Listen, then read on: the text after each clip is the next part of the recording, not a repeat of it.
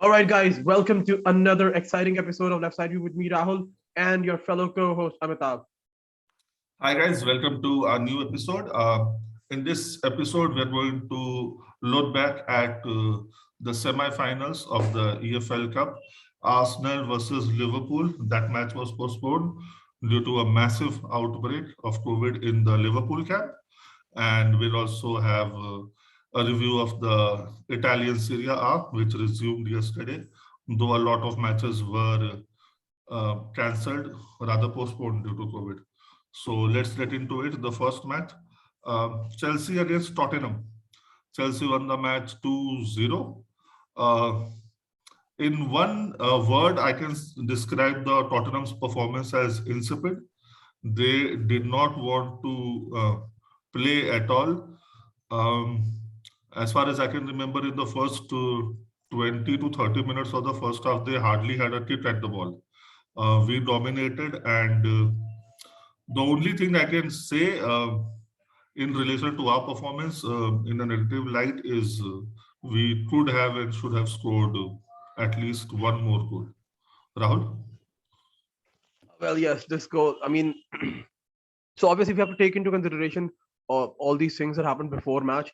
Uh, like Tuchel mentioned, that N'Golo Kante and Thiago Silva, they were both supposed to start this match, but both of them tested positive for COVID. And if I'm not wrong, like I know for a fact that Conte has tested positive for the second time, and if I'm not wrong, even Thiago Silva.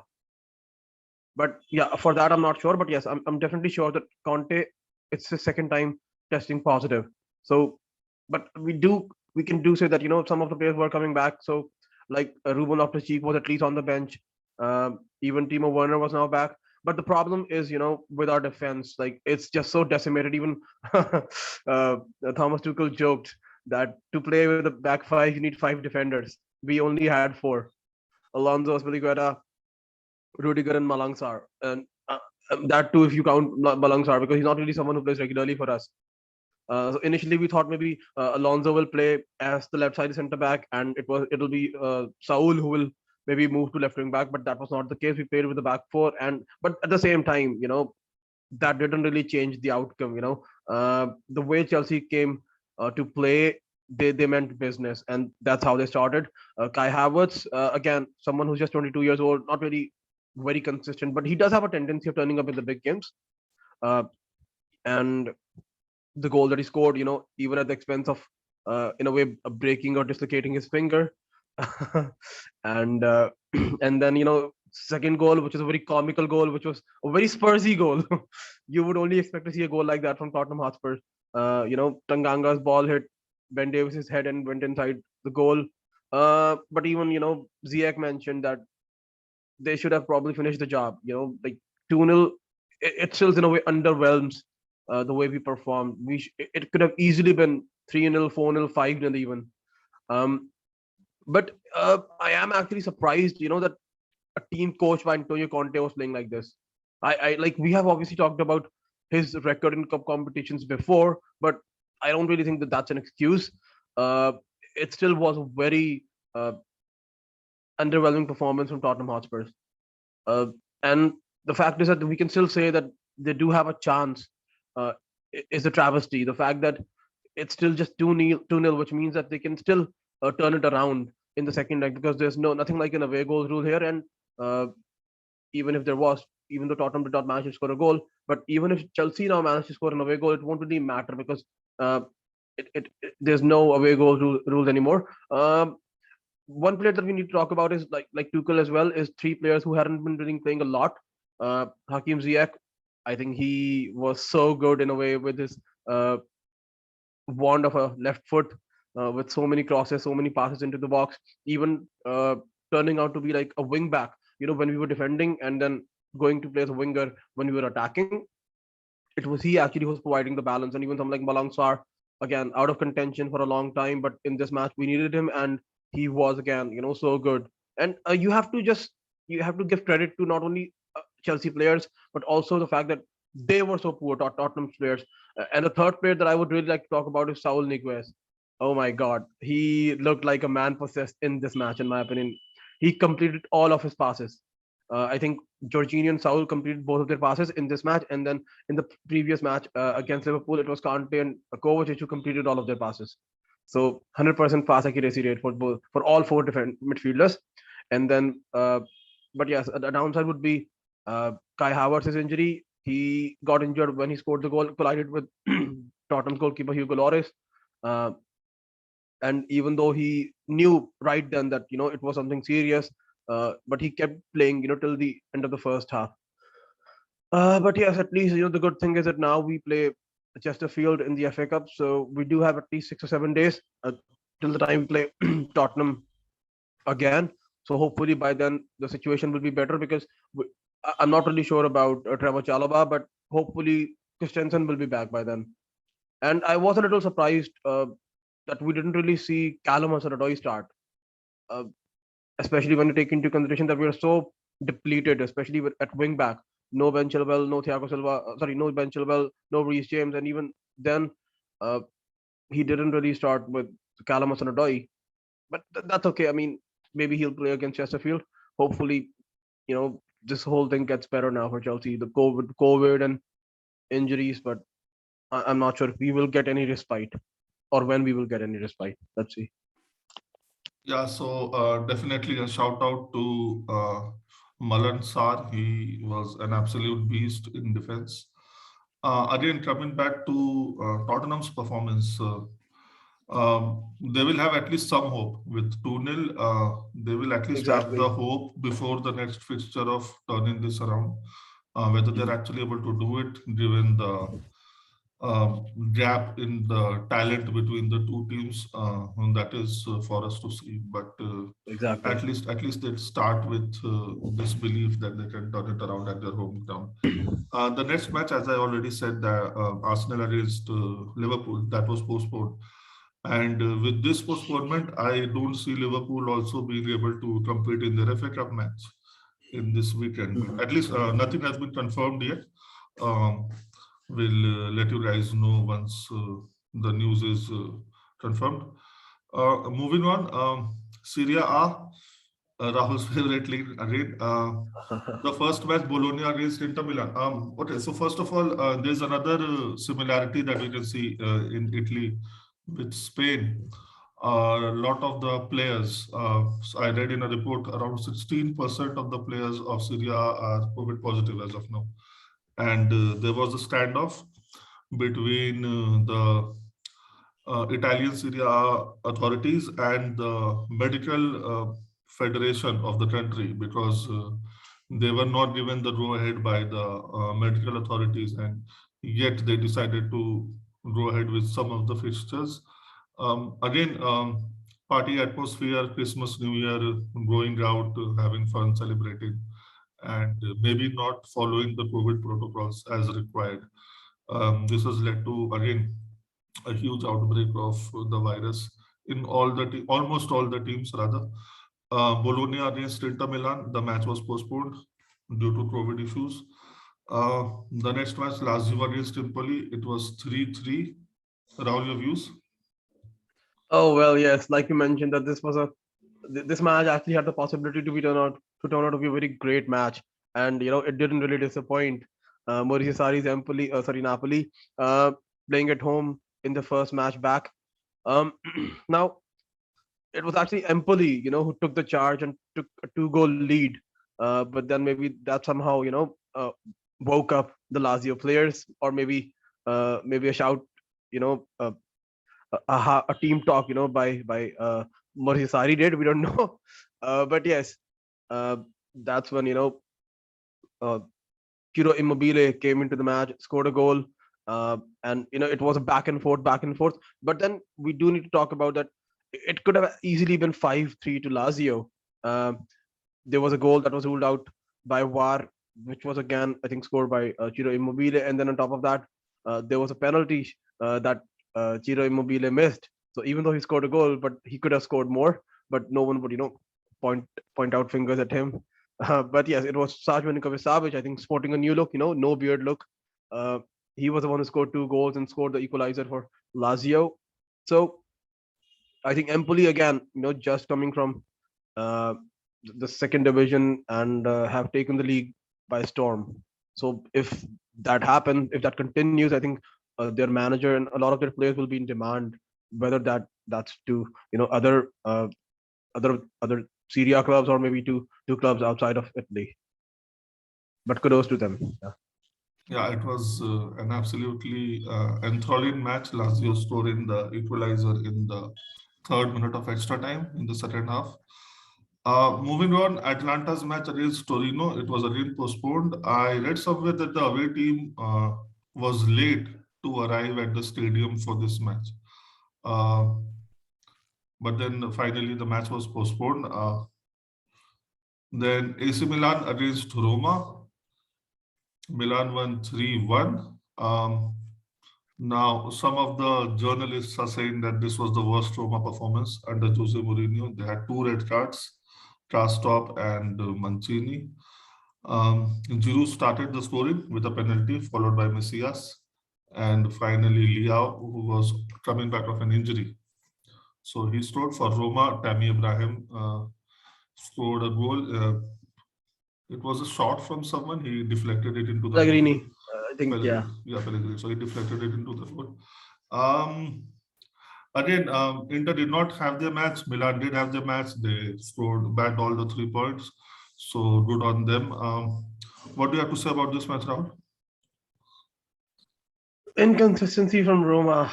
Oh, man. Jose Mourinho could have been 4-0 to Roma. Could have been 4-0 to AC Milan actually. Zlatan missed a penalty in the end. On top of that, there was an interesting fact that I read. So Milan, first of all, playing with a depleted back line.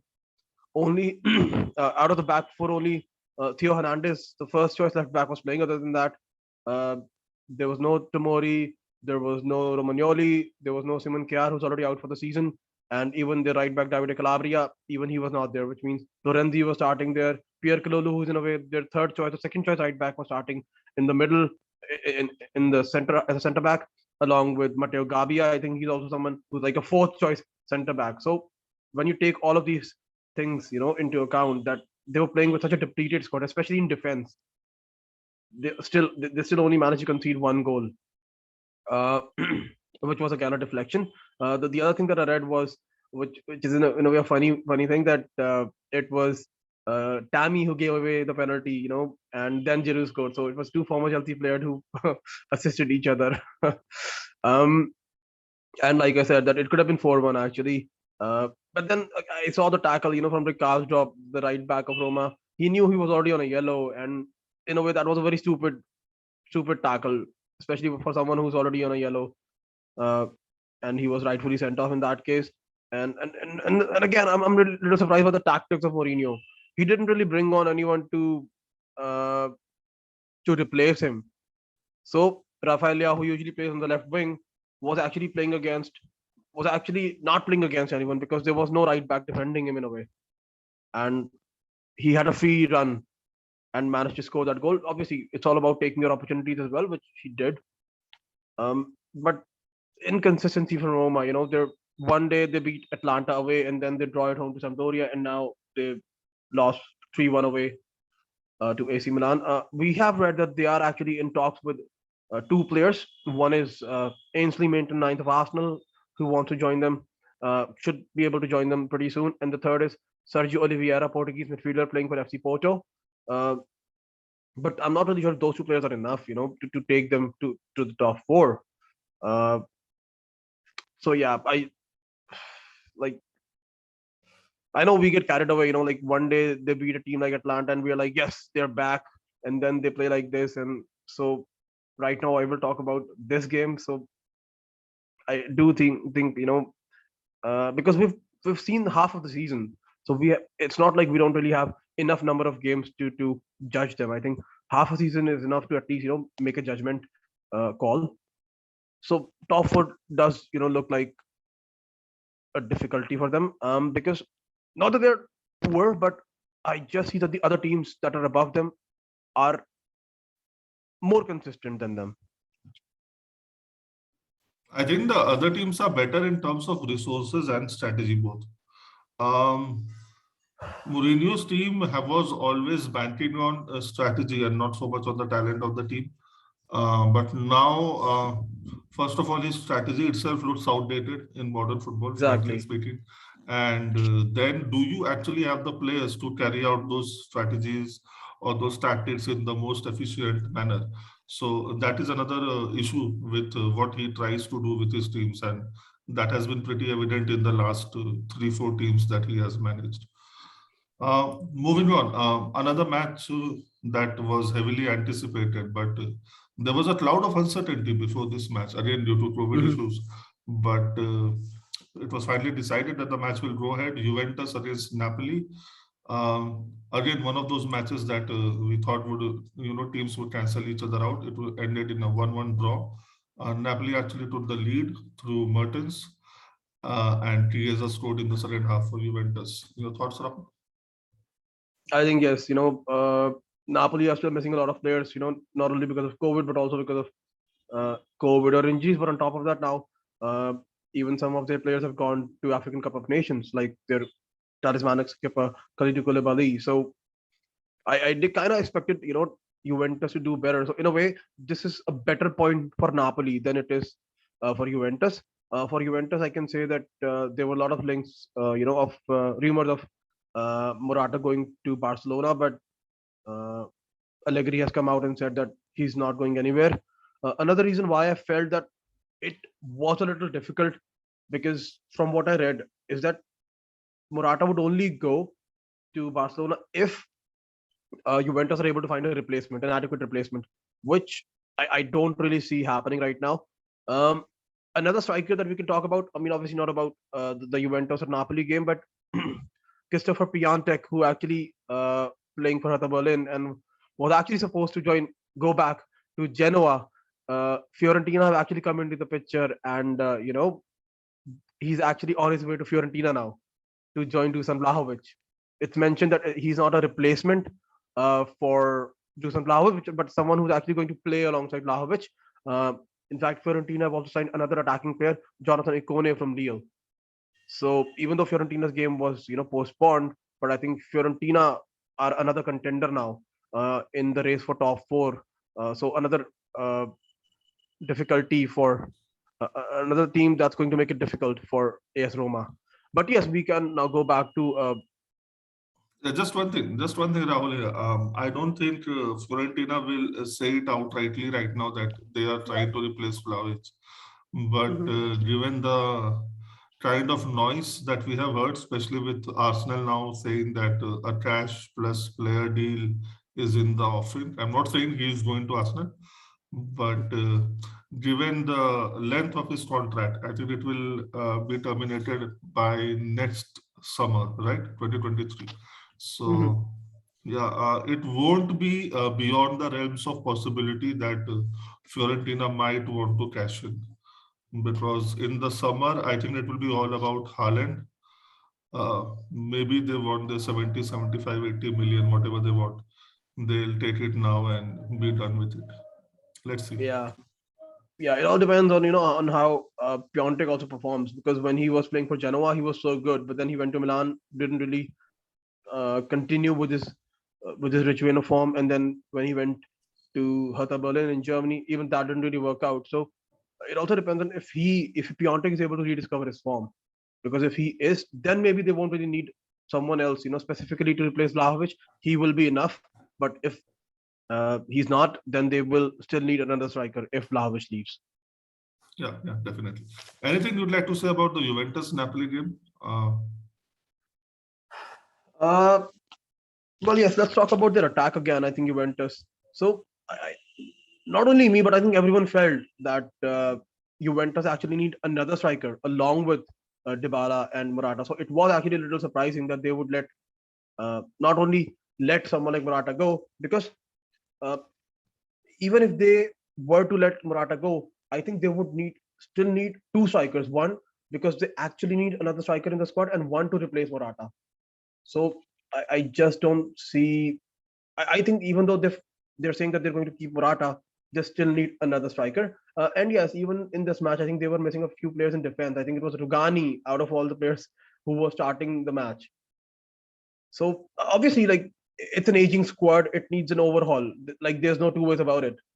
And that's the thing, which is why um, it's a little surprising that they've again, signed someone like Allegri.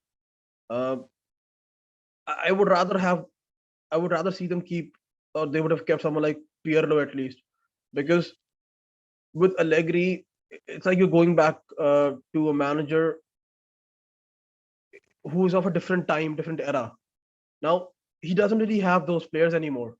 He that got Juventus over the line earlier, and even a lot of those players that are still here, they're not the same players that they once were. Chiellini, 37. Bonucci will be 35 in May. Ronaldo has left, which was in a way papering over a lot of the cracks. But you, even Dybala's contract has not been announced. Morata wants to leave. Yeah, so this is I this is think this is the problem with a lot of the clubs. I think they are thinking very, very short term. And I'm not saying they're thinking about the spectators. I think they are thinking about the stakeholders, people who actually own the club, the financial institutions, the sponsors, and stuff like that. And this move was just to bring stability to what they thought tarnished their image last season. But a lot of that had to do with the fact that the players were not up to the mark. The thing is, these people who matter, who actually run the club, they take important decisions Andrea regarding, Agnelli. yeah, Nedved. I mean, I'm not talking about any particular clubs. All the clubs, except the ones who are run properly, like ours. uh, they take care of all the issues regarding the club, except freshening of the squad. And when everything is done and dusted, they see that the squad is overaging, and then they draw up a chart and they say who all players they should target, and then now they have a list of 15 players that they absolutely want in order to bolster the squad. The similar situation with Barcelona and with Manchester United. They did everything possible to get as much finance as possible for the club, right? They made money, I'm not denying that, but then they overlooked the most important aspect, that is the team, the players. And yeah, this is what United has been under the torch for what, 10 years now. Barcelona is Yeah, Sir Alex just start. Ferguson left in 2013. Yeah. Yeah, so Barcelona is just starting that cycle. Let's see how long it is for them to come back. And But they are back. yeah, I mean, Laporta said yes, Barcelona are yes, back. yes, I'm sure.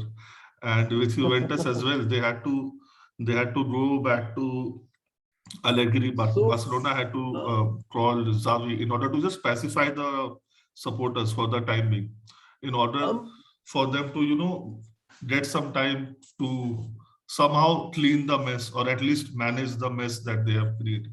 Yes, Rahul.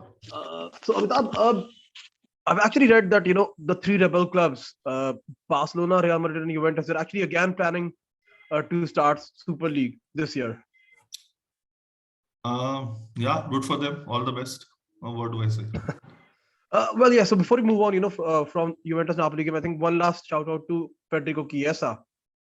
I think he's the guy. He's the star guy, in my opinion, now for Juventus.